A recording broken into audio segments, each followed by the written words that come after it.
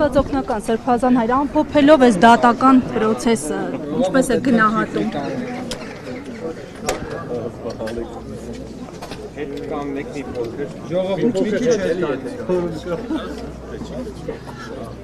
Սիրելիներս, բոլորս հիմա ներկա եղանք եւ ականատեսը եղանք ցավով իրական Հայաստանի արդարադատության իրականացմանը։ Նորից ցավով պիտի ասեմ, արդարադատություն, որը իրականացվում է, իրական ավտոկրատիկ ռեժիմի ստեղծած մի մթնոլորտում, բնականաբար, որը վախի, կամակատարության, քմահաճույքի կատարման մթնոլորտ է։ Մեզ համար հայտնի է, որ Միքայել Սրբազանի այս ամբողջ դատական գործը եւ հիմնական մեղքը նրանում է կայանում, որ նա հայ եկեղեցու հոգեվորական է։ Եվ պետք է հայ եկեղեցու հոգեվորականին որևէ կերպ պատժել։ Ինչպես մեր նախորդ հայտարարության մեջ Մայր Աթոռ Սուրբ Էջմիածնի նշել էինք, որ մենք չենք ընդունում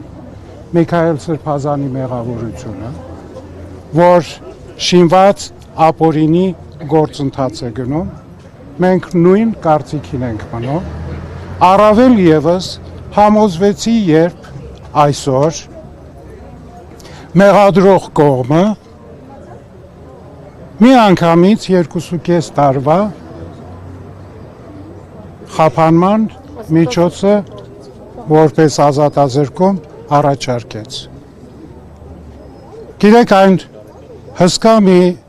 գրեթե 1000 էջանոց տրցակը իր առջև որ դրված էր, որը որ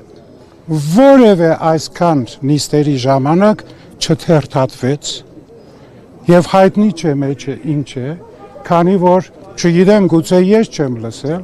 դուք բոլորդ լսել եք մեղադրող կողմից այդ 2000 էջ պարունակողից գոնե մի էջը, ինչ է, ինձ թվում է պարզապես այդ թղթերի վրա, ամեն էջի վրա գրված է, մեղավոր է եւ վերջ, ծունկի բերել նստացնել, ամեն էջի վրա անընդհատ կարդալու եւ իրականացնելու նման արդարադատություն։ Ցավում եմ, որ մենք այսօր նման իրականության առջև են կանգնում այսպես կոչված իրական Հայաստանում եւ հարցեր չկան եւ ես վստահ եմ, որ այսօրվա թե մեղադրողի, մեղադրող կողմի եւ թե դատավորը, որ ունեն զավակներ եւ իմ աղոթքն է առ Աստված, որպեսզի նրանց զավակները իրենց կյանքի ընթացքում երբևէ չբախվեն իրենց ծնողների նման արդարադատություն իրականացնողների։ Եվ վստահ եմ, որ Աստված մեր աղոթքը կլսի եւ նրանց երեխաներին կփրկի իրենց նմաններից։ Սրբազան հայր, ամեն դեպքում իշխանություններն աննահանջ են, դա գիտեք, դուք ասացիք, որ վստահ եք, որ ամեն էջում գրված է պատժել, ծունկի բերել, այս ծունկի բերելու կոնտեքստը նաև իշխանությունների խոսքում է։ Ի վերջո։ Շատ լավ գիտենք, թե այդ կոնտեքստը որտեղից է սկսվել, որտեղից է գալիս եւ նորություն չի դրա մասին հիմա խոսելը։ Շատ հստակ է, որ այսօր ծրագիրը Հայաստանյաց առաքելական եկեղեցին հեղինակազրկել, որովհետև իրական Հայաստանում միայն մեկ հեղինակություն կարող է լինել, մյուսները որևէ կերպ պիտի ոչնչացվեն, բայց թող մի բան իմանան, Աստուծո տված հեղինակությունը մարդը չի կարող խափանել։ Սրբազան հայր, ինչ կանի վերջո Մայրաթոռը, ինչ քայլեր կձեռնարկի, եթե նրանց հաջողվի ազատազրկել Աջապահյանին։ Այն ինչ որ պետք լինի եւ այն ինչ որ հնարավոր լինի։ Ձեզ թվում է ես հիմա ձեզ հետ պետք է ամեն քայլի մասին խոսեմ։ Դուք էլ գիտեք, որ ճիշտ չի լինի։ Սրբազան հայր խաչակրած արշավանքի մասին հայտարարվեց բոլոր ամբիոններից Փաշինյանի բերանով, ով պիտի կանխի, որպեսզի չմնա բեռը եկեղեցու վրա եւ եկեղեցու Խաչակրած արշավանքները շատ ազնիվ արշավանքներ էին Հիսուսի գերեզմանը փրկելու համար։ Ես չգիտեմ դուք որ խաչակրած արշավանքների մասին եք։ արշավանքներ, որոնք Չէ, պիտի ազատագրեն ինչ բառերով ասած Մայրաթոռը։ Չէ, հարցը նրանում է, որ այստեղ էլ կա բռնության կոչ, այստեղ էլ կա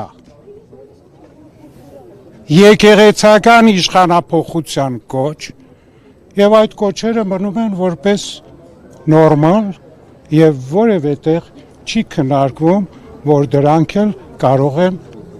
ներկայանալ իբրև մեղավորություն, չասելու համար հանցագործություն։ Ամեն դեպքում բռնության կոչը ում համար, ում դեմ էլ լինի, բռնության կոչը մնում է բռնության կոչ, որը ընդունելի չէ թե քրիստոնյա հասարակության եւ թե իրական իսկապես ժողովրդավար հասարակության կողմից։ Սրբազան հայր, այսօր հերթական հոգևորական հայտարարություն տարածել Տեր Արամի ասածը հաստատելով հիմա կդժվարանամ հոգևորականի անունը Տեր-Թադե։ Եվ շատ են այսպիսի հոգևորականներ։ Ոչ, շատ չեն այդպիսի հոգևորականները եւ ես որևէ կերպ չեմ տեսնում դրա մեջ ինչ որ սոսկալի մի մեղք, ինչ որ հեղափոխական ինչ որ բաներ, այդ ամենը մենք ուսումնասիրենք, հանգիստ կքննենք ի վերջո ամեն մի ուրեմն ինստիտուտում կա իր ներքին կադրային հարցերը, կա իր ներքին կարգապահական հարցերը եւ դրանք այն բաներն են, որոնք բնավ չի հուզում այսօր մեզ ինչ որ ձևով այս Դոնա ջան, ես ասում եմ դեռսկի չենք էլ քննել, դուք ասում եք կարգալույս կանեք։ Դուք ուզում եք այն ինչ որ նրանց միջոցով ուզում են որ մենք անենք։ Ինչի մասին է խոսքը։ Իսկի չի քննվել, ինչ կարգալույցի մասին է խոսքը։ Սրբազան հայր։ Ուղերձ, դուք շարունակեք։ Չէ, բայց ինչու հետ կա մենք էլ նման մեղադրողների նման ենք։ Ոչ, պարզապես իշխանականներն են նման թեզեր տարածում։ Թող տարածեն ի վերջո իշխանականները եւ որևէ մեկը իրավունք չունի եկեղեցու ներքին կադրային հարցերին խառնվելու։ Ներքին կարգապահական կանոնական հարցերին խառնվելու։ Որևէ մեկը իրավունք չունի։ Իսկ եթե իրենց համար ուրիշ բան չունեն անելու, այդ ժամանակ թող զբաղվեն նաեւ այդ հարցերով եւ ստեղծել իրենց համար ինչ-որ մի գործընթացներ, որ իրենց իրական Հայաստանը ավելի կիրականացնի։ Սրբազան հայր, քանի որ իշխանության առաջին խոսնակը սիրում է խոսել սաղմոսներով, այսօր ավետարանից որևէ մեջբերում կանեք դատարանի ու իշխանության համար։ Ամբողջ ավետարանը կարող ենք այսօր կարդալ։ Բայց այսօրվա համար ամենակարևորն է ինձ համար խնդրեցեք եւ կգտնեք, բախեցեք եւ կբացվի։ Ուրիշ կոչ չեմ կարող անել։ Շնորհակալություն։